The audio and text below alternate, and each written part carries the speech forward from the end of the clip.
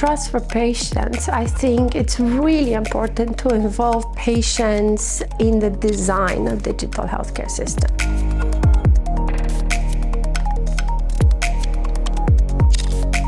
How should patients be involved in the realization of a national health platform? Patients should be involved in the realization of any national health platform. It is, first of all, a moral imperative, but it's not just a moral imperative. It is also a business case for national health platforms that aim to deliver better health, to create those platforms with those who receive the health care. So if you want to have good outcomes for patients, it's important first to know what the outcomes patients want are, and to build your health platforms around those needs. It is logical and it's also much more efficient. How can digital platforms promote patient participation?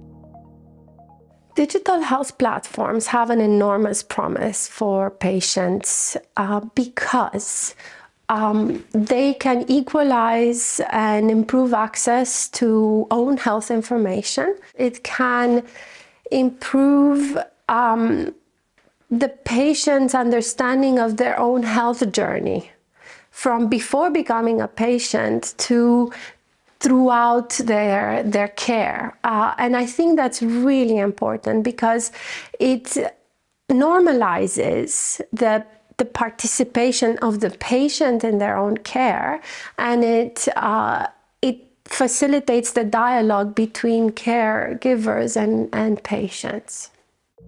What is the aim of the patient organization's manifesto?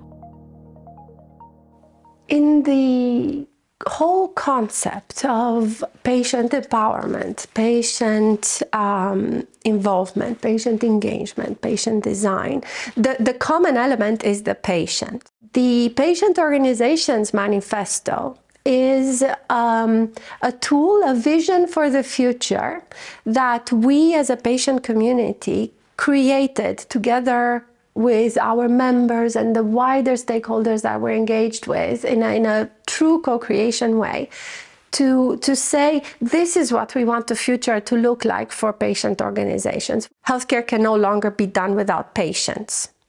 Patient empowerment is a concept that brings literacy, but also inviting and giving the tools to patients to participate in their own care.